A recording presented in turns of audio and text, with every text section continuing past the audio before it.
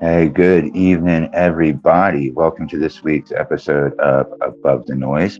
I am your host, CaseyMessick, and as always, uh, we are looking to elevate the conversation above the noise, above the sound bites, above the fear, and all the division tactics that the system wants to throw at us to keep us divided from ourselves, divided from each other, and just pretty much in an endless cycle of arguing about stuff that ultimately doesn't matter. It's about reconnecting as individuals. And so tonight's episode is a continuation. It's part two. Welcome to the fourth turning and exploration of historical and generational cycles. And so if you caught last week's episode, I introduced this generational and historical cycle theory suggested by William Strauss and Neil Howell in their book, The Fourth Turning, that they put out in 1997. And it was actually preceded in 1991 by a book by the same authors called Generations, in which they first introduced their theory of generational cycles, which is really what we're going to dive into tonight. And so, again, part one was last week. If you're really interested in it, go back. It's a great introduction to this. And so just to kind of recap that episode real quick in those historical cycles, so we can kind of move forward into the generational cycles and the theories of generational cycles. So Strauss and Howell suggested this theory of historical cycles, and basically that humanity goes through and has continued to go through these historical cycles that last about 80 to 90 years, that they termed saeculums. And there's been a variety of them. And as we move through deeper into the show, I'll show you some of those different periods where they suggested that we just kind of keep layering back. And so our current saeculum, or history block, for an easier term, they started it at the end of World War II. So 1946 would have been the first turning. And it runs, so 1946 to 1964, they have the first turning, culminating with the assassination of JFK, which would have then started our second turning, that carried us through to the re-election of Ronald Reagan, would have been our third turning, and then our fourth turning, which we're currently in, would have started with the economic collapse in 2008. And so their theory has said, historically speaking, each one of those turnings is characterized by a certain aspect. And so the first turning is very much a historical high. So things are generally good. The economy is good, and all life is generally good in that first turning. And so we move from a high usually into an awakening, where the generations that were born during the first turning come into young adulthood, and they start kind of awakening to this societal structure and the things that are wrong with the system. They start awakening to that. And as that awakening unfolds, it of course leads to an unraveling, and we move through a historical unraveling period, which leads us into a fourth turning, which the authors would suggest in our current history block we are very much in right now. The fourth turning is a period of crisis. And as that culminates, a period of crisis is then, it leads into a new historical block, which in theory would lead us into another high. And so tonight's episode is not so much about those historical blocks and those turnings. It's more about how the seasons of our lives and the seasons of generations play into those historical blocks and how they start to overlap as time goes on. And we start to realize that, and we're aware of it, but I don't know how much we actually really think about it. That again, we can't say that being a 20-year-old now, being 20 years old now in 2023 is not the same as being 20 years old in 1964. They're completely different experiences with completely different upbringings. Society was not the same. The mindsets were not the same. And so we have to realize how those things start layering up as history goes on, because those mindsets become the generations that take the reins of the country and things like that in government or whatever leadership roles, companies, and as it goes on. And so to really get it, let's just dive into it. So I'm going to bring a graphic up that it's going to kind of illustrate a little bit what I'm talking about with the generational cycles. Okay. And so what we're looking at here is what Strauss and Howell suggest, basically the 4 generational seasons, or generational, they refer to it as constellations in some articles that I'm going to mention earlier. So these are the different periods. All right. So in the first turning, they would suggest that children born into the first turning are considered prophets. And so as you can see in this graphic, what they're listing is this is past historical periods. So the Reformation period, the Puritan period, the Awakening, the Transcendental period, the Missionary period, and then the baby boomers, which would be our current history cycle, which is what we're going to focus on in this episode. We're not going to go deep in the past. So it suggests that baby boomers, as a prophet generation, is born into the first turning, which is a high. And so this generation, the baby boomers, are raised at a time in history, they're kids where things are good in life. Life is great. There's no worries and things like that, And as the baby boomers grow up and they head into young adulthood, of course, we move into another turning, which would be the second turning, is an awakening. And of course, we know in our own history block how that awakening has played out. That gave us the civil rights movement of the 60s and the 70s, Woodstock, the Vietnam War, all those things happened during our history block's awakening period. And so generationally speaking, children born in that awakening period, so children born to, the kids of baby boomers, would be our Generation X. And it's a nomad generation. And as I get into the next part of the show, I'll dig a little deeper into the meanings suggested behind the prophet and the nomad.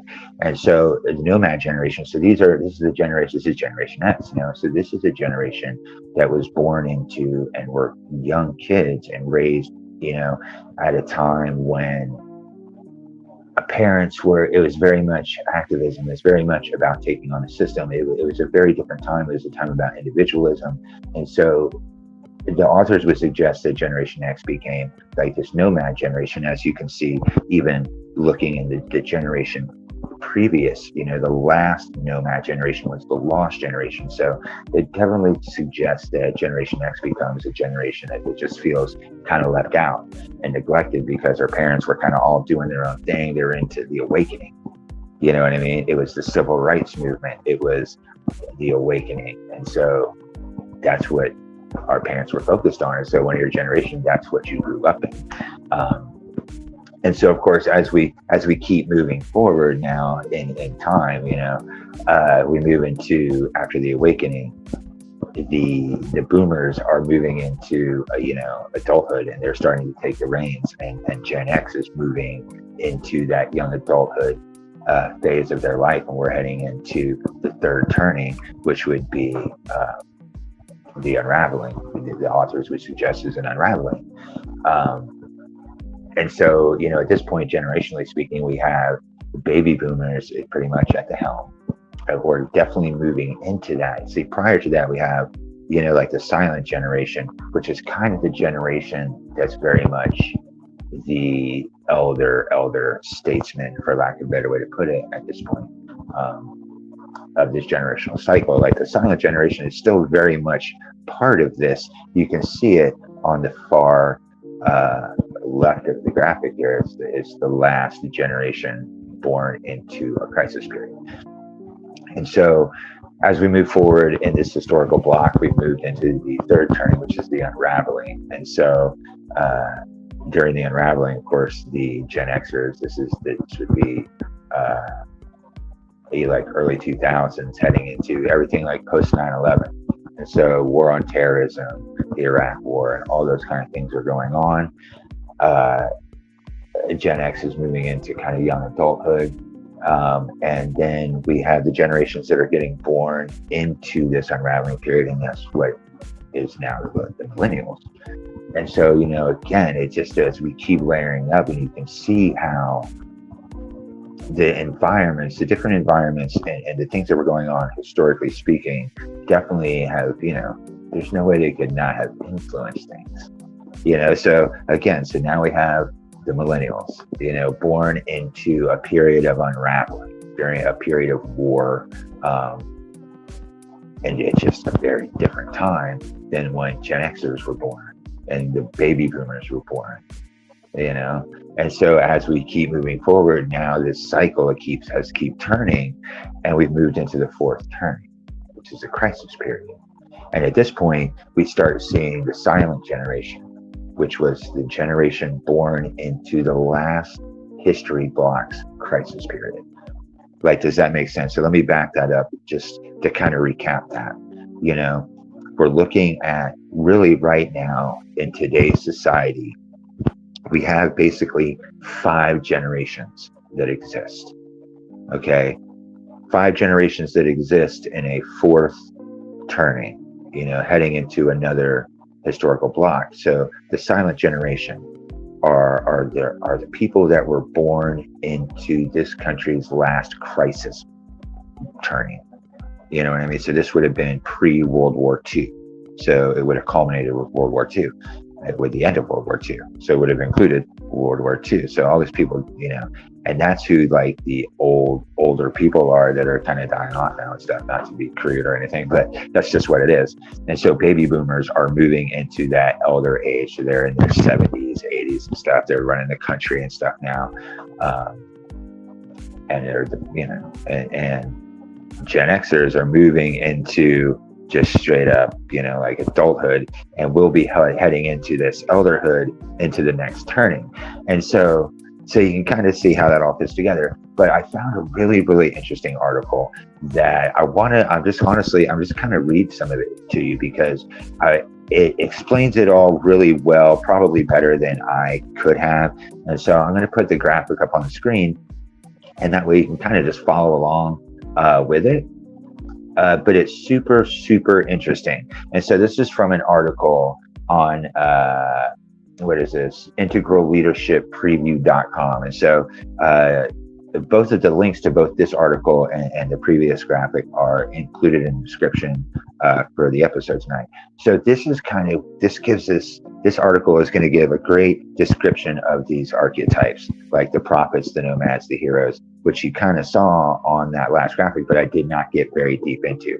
And so I'm just going to jump right into this because it's super interesting. And it gets super interesting when you get to the overlaps and what generations are influencing different aspects historically at different times. And as just time keeps moving forward, it all just keeps shifting to where it's never a constant repeat over and over and over again, because there's constantly going to be different generations in elderhood leading the way through different crisis blocks and crisis periods, if that makes sense. Right now it's baby boomers, but in the next fourth turning, in the next crisis block, it's not going to be baby boomers. It's going to be something else. It's going to be the silent generation, and then it just kind of keeps moving around.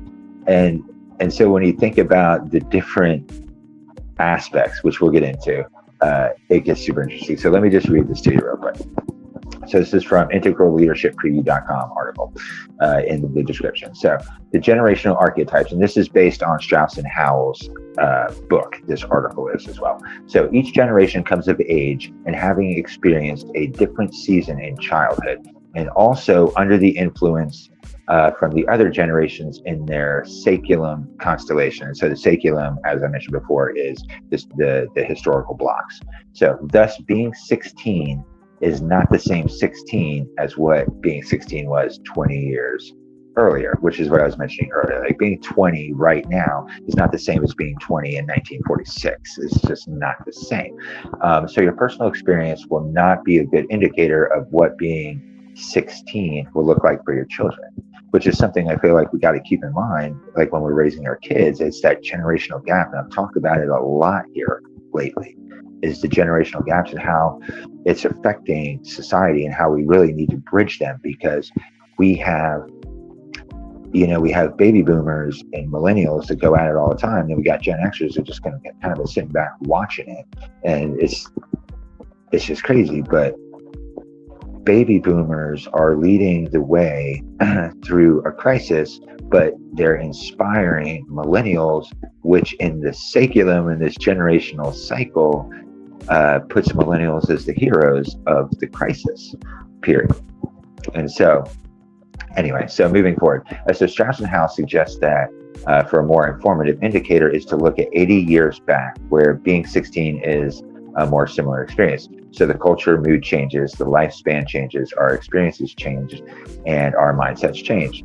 These are the archetypes repeating across saeculum after saeculum after saeculum. Layering in the terminology of archetype, mindset, and life course, let us now take a look at each generational type as Strauss and Howell's sketches suggest they might look. And so we have the prophets, which would be the baby boomers. So the prophets have idealistic mindsets. They're idealists. They are spiritually driven, moralistic, focused on self, and willing to fight to the death for what they believe. That is the prophet generation. So that would be the baby boomers. And this is what Strauss and Howell would suggest is the base archetype for baby boomers is this prophets. And so the nomads, which is the next archetype and the next generation in these seasons, is the which would be Gen Xers, are the nomads. Have reactive mindsets. They are ratty, tough, unwanted, diverse, adventurous, and extremely cynical.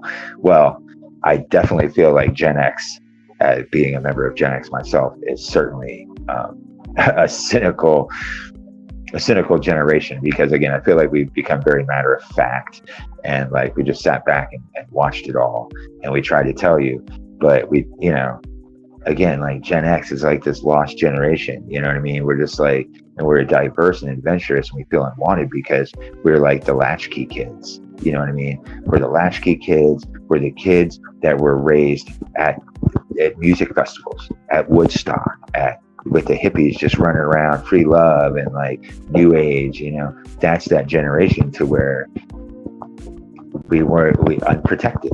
We're just kind of just left to the wind to figure it out, you know what I mean? And not always the best way to do things, maybe, but I don't know, because as Strauss and Howell's theory will suggest, moving forward, is you'll find that Gen X is who ends up being tasked, like we end up being the fixers. Like Gen X are the fixers. We're going to end up repairing and really probably have a lot of the solutions, because again, I feel like we've just kind of sat back and been very observant, just kind of forgotten about. Just like in the shadow, just in the corner, just watching everything go down between the boomers and the millennials, and just taking it all in, and like everybody just forgot that we're here, kind of shit, but no, we're here, and we've been taking notes, and we're going to go ahead and fix a lot of stuff now. And so then that's the nomads, and so the heroes, and so we've had in my lifetime 2 hero generations that I've got to experience. So heroes being our current block would be millennials, but in the previous saeculum or history block would be like the greatest generation, your GI generation, the people that fought World War II. And so that's the heroes. And it makes sense. Like, it seems in a way kind of crazy that millennials would be the heroes of a crisis period, depending on your opinion of millennials, I suppose. baby boomers have, not really, but again, baby boomers have mixed feelings. Like I would imagine baby boomers watching this could easily be thinking like millennials as are the heroes, really, like really. But that again would illustrate a generation gap and just like a mindset of like, oh my God, like really, we're fucked. Probably, I don't personally believe that to be true, but it would suggest that. But again, it would make sense because historically speaking, in the last crisis turning, World War II, it was that generation, it's the 20s to 30s that were the heroes that fought it. And so this theory would suggest that heroes have this civic mindsets. They are conventional, uber powerful, homogeneous, and devoted to serving the state, having a deep trust in authority, and being the perfect soldiers for a major war. Wow. Okay, so that seems kind of crazy. Like when you think about millennials and that mindset, like perfect soldiers for like, wow, that's kind of heavy. This article in Integral Leadership Preview. But the civic mindedness, I can see that with millennials because I found that millennials are very much about, it's crazy, as much as they seem to be about labeling a lot of things up, they seem to be very much about moving past a lot of what the baby boomers generation has built their whole kind of existence on. And the things that the baby boomers have been fighting against in the system, as an example, I find that a lot of millennials are very much about like, they're not even interested in fighting like that. That's old fight. Like it's not even an issue anymore. I would have easily suggested, and I've heard it said, those things are only issues because you keep them issues. And so, which speaks to a thing about, I guess, defining your existence in your generation based on the issues. But as this theory illustrates, that mindset of baby boomers is very much based on the historical period that they were born into, where things were good, it was indulgent, they were, it was a different time, But again, if we're in a fourth turning now that culminates in the next 5 or 6 years, that says we're heading into another first turning, which is another historical high. And this theory would suggest that the civic-minded millennials are going to be the heroes of it. Which brings us to the fifth generation that we'd be dealing with, but fourth and really in our historical block, and that is this artist generation. In the previous historical block was the silent generation. In this one, it would be the Gen Zers, but this theory suggests that it's very much an artist generation. So these are kids that are being born in this crisis period. The artist generation is born out of crisis, is what this theory suggests, and so it says that artists have adaptive mindsets. They're subtle, nice, sometimes too nice, indecisive, emotional, and inoffensive, often having to deal with feelings of repression and inner conflict. Well, that very much sounds like a younger generation, like I talk about my daughter's generation. She's 16, but very much on the cusp of a millennial Gen Z kind of thing. So a hero versus silent generation, and they're very much like that, And so again, this article goes on to say, as each generation ages, it is shaped by the cultural turnings. Each movement through a new stage forms a new mindset. So the prophet generation, again, this is going to recap what I just said. So a prophet generation grows up as increasingly indulged post-crisis high children. So they're in the first turning. It's a high post-crisis. The crisis has happened. We survived the war. Moving forward, things are good. They come of age as narcissistic young crusaders of an awakening, cultivates principles as moralistic midlifers, and emerges as wise elders guiding the next crisis. So this is the baby boomers.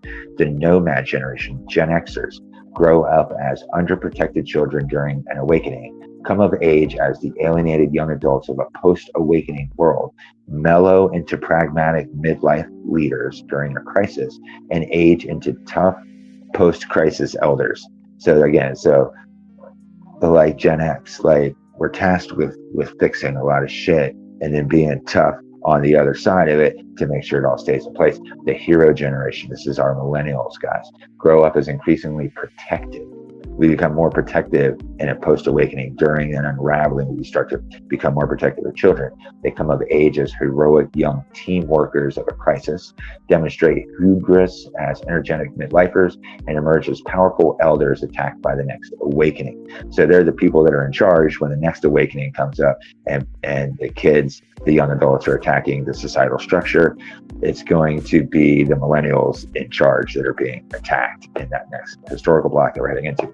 And the artist generation, so Gen Z, grow up as overprotected children during a crisis. They come of age as sensitive young adults of a post-crisis world, break free as indecisive midlife leaders during an awakening, and age into empathetic post-awakening elders.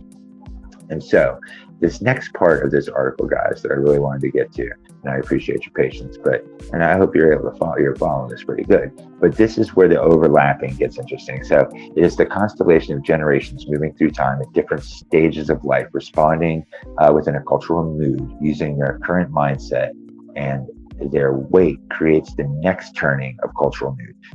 So the mood of each turning affects the mood of the generations coming up, and because times change, moods change. And so they age in place, overlapping in time, corrective in purpose, complete complementary in effect. As generations age, they together form new archetypal constellations that alter every aspect of society, from government and the economy to culture and family life. Over the course of a cycle, these constellations can produce sharply different social results, which is what I was alluding to earlier when we talked about the baby boomers and the millennials getting into it, because you have the baby boomers leading the country and being these prophet examples and trying to instill and suggest moralistic and spiritual things into this hero millennial generation that has kind of is more civic minded. It's very much more about society and the state, and maybe not as, I want to say, lofty thoughts as the prophet generation, but they're very much overlapped. So reflect on how unalike the following two societies will be when played out. So one is run by expansive old heroes. So this would be old millennials and uncertain midlife artists. Okay, so you've got old millennials and artists that just are indecisive, and that's who's running the country. So whose combined public works are torched by fiery young prophets, and whose freedoms are inconvenienced by hurried nomad children. So we've got millennials and artists running a country, and then you've got these fiery young prophets that are in this another awakening period, like would be the baby boomers now, just torching their shit. But then you've got like these Gen Xers, kids running around like trying to be kids, but you're trying to take on the system, but you got these kids running around too, and so it all becomes very conflicting. And so, but now the other side of that, we have a society that's led by judgmental old prophets and pragmatic midlife nomads, which is very much kind of what we have right now. We have an older baby boomer generation that is very much running the country, being followed up by midlife Gen Xers, whose combined public works are assisted by team-playing young millennials. So now we have, and then whose duties are unimpeded by child artists. I would think, like, if we're in a crisis period, and what that just described is very much where we're at. We have it, but it suggests some hope, because it doesn't suggest a young hero generation that they're not prophets. They're heroes. They're not here to like torch and take down. They're here to team build and create community, which is very much what we need at this crisis period in human history, heading into this new turning. Because this is, when you look back to these historical blocks, guys, like these turnings and these things happen, but they weren't heading into it with things like AI. Let me get rid of this graphic, guys, because I want to bring myself back up here just to kind of talk to you guys about this for a little bit. Because we're midway through this crisis period, and we're heading into this new turning and this new high, in a very different place than historical blacks have been in the past. Like 80 years ago, World War II was ending, and they didn't have things like the technology we have now. They weren't able to watch me on social media, Facebook and YouTube. If you're watching, subscribe and follow on both. But they weren't able to do this. They didn't have things like AI, computer science, and like satellites and all the shit that we have now. That was birthed after, during that first turning, second turning, third turning to where we are now. And so that's the stuff we need to be talking about. And that's why we need to bridge these generational gaps, which is really why I just wanted to read through that article and really illustrate the importance of it moving forward, because it's a scary time. And I know there's a lot of theories out there about the trajectory that we're on as a society and a human race.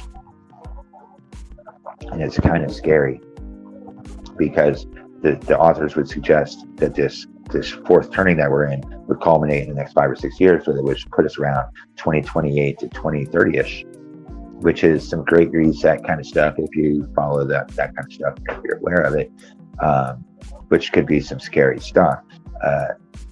But it's all stuff that I feel like we can very much affect ourselves once we start connecting and building bridges to each other, especially generationally. And that's why I'm going to follow up these two back-to-back episodes about this book, The Fourth Turning, with a generational study, like an above the noise generational study.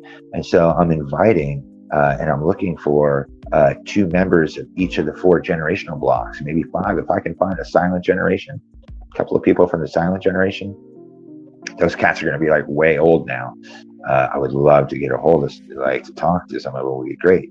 And so I want to get 2 baby boomers, 2 Gen Xers, 2 millennials, and 2 Gen Zers to just kind of do some one-on-one interview discussion with, some panel discussion with, and just really try and bridge this generational gap and really kind of encourage a discussion and understanding of where we're at, what the different generations' strengths and weaknesses are, and what we really bring to the table. Because that last part of that article I just read very much suggests that, as crazy as the world is right now, and the future that we're moving into, and this new high that we're going to be heading into, and historically speaking would suggest it's a high, which would just, things could be good. But for who, I don't know, because if a high is followed by an awakening, it would suggest that even though it's a high, it's not a high for everybody. And that's why awakenings happen. But again, it's evolution and revolution, and it's cyclical, and a lot of things are. And the seasons of our life are the same way.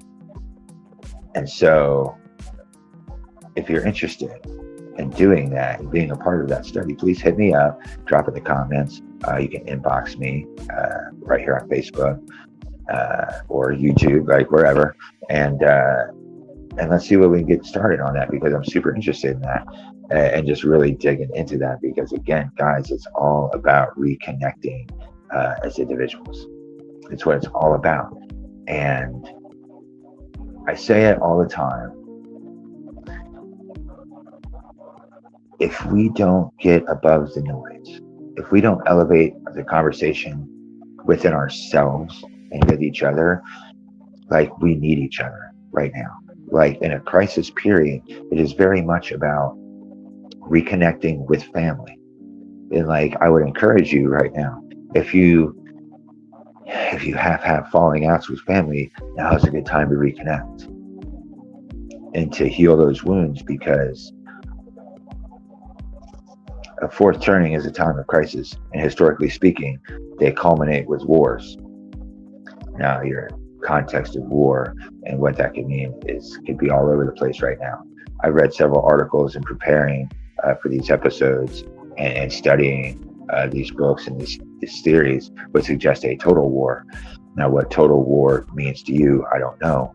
I hope that it's nothing like nuclear, but I would imagine, like, for me personally, for Casey personally, when I think of war, I can easily see we're in a period of human conflict, easy. And that's six mass extinction kind of stuff, which is very much a cycle that we're in right now as well. So we're in a six mass extinction cycle, but we're also in a fourth turning crisis cycle in this millennium saculum as well.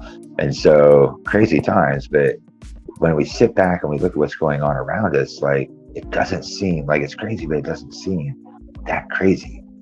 Like when I look back on this, again, the awakening period in the 60s and the 70s and the civil rights movement, all that kind of stuff that was going on, that, looking back, that seems crazy to me. But that wasn't a crisis phase. We're in the crisis phase now. And I guess it feels like a crisis, but I don't know. Like, is it, like, how does this play out? Like, I'm really not sure. But that's why I want to talk to other generations, because there's something for all of us to gain from the different levels and the different seasons of history and life that we all have access to in a way that we never did before. And that's what's exciting about the time we live in right now, is we have the means to do this. We have the means to connect in ways that we never could. I get blown away still by social media and Facebook sometimes, and the fact that I can in real time connect and talk to and view and interact and witness the lives of people on the other side of the world from me. Completely different society, existence, but like, we can experience that in real time, and that's fucking amazing, guys. That's amazing. Those are the things that we can build on, that are like the tools that the system gave us, that we know they want to track us with all this stuff, but at the same time, they gave us all the tools we needed to completely change the world and reconnect as individuals and do whatever we want. I started Above the Noise. I like to rant and talk. You know, this is my block of the internet. This is my block of social media. And this is what I choose to do on my block. Philosophize, humanize, socialize, philosophize, cannabinize, whatever. This is what I do on my block.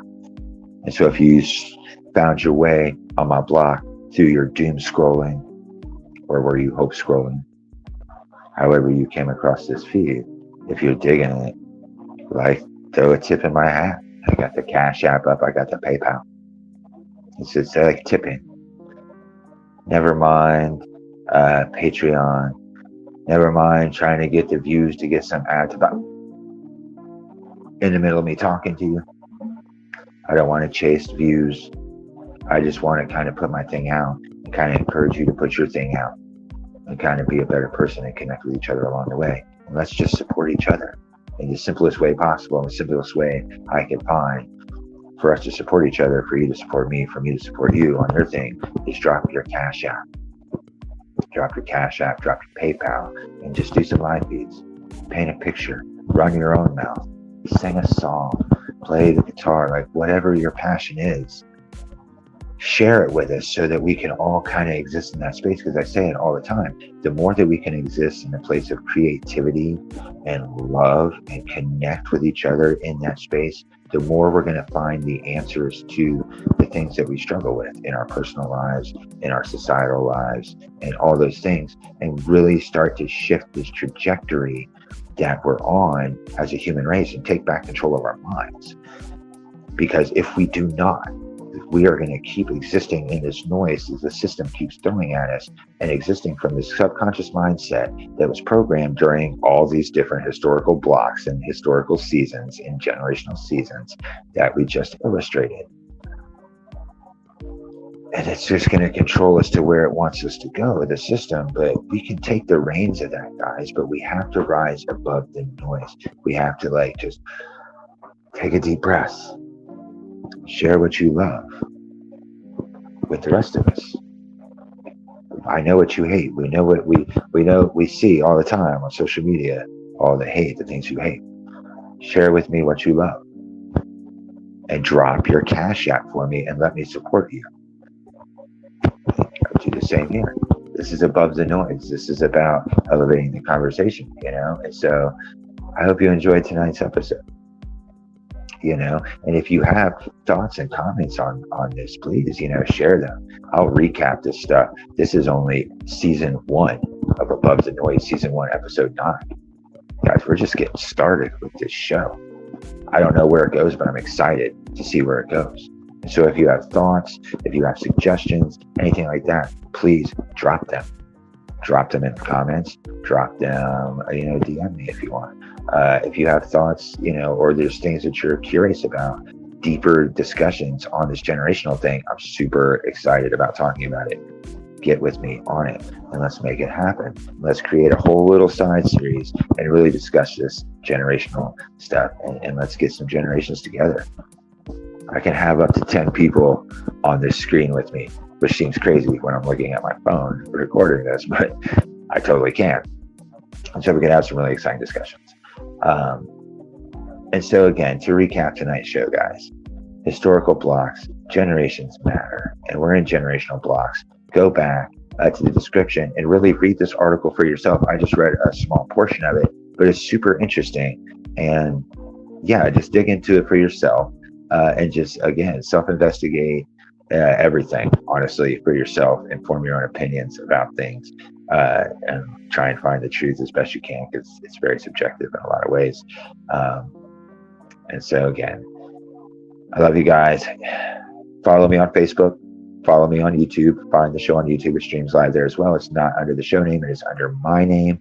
And tune in next week, because again, I try and layer these shows and stack them in such a way that one thing builds on the other. And so next week is very much about dataism, AI, and the future, because again, we're in a fourth turning crisis stage, and dataism and AI will very, very, very, very, very much play a role in the next 5 to 6 years.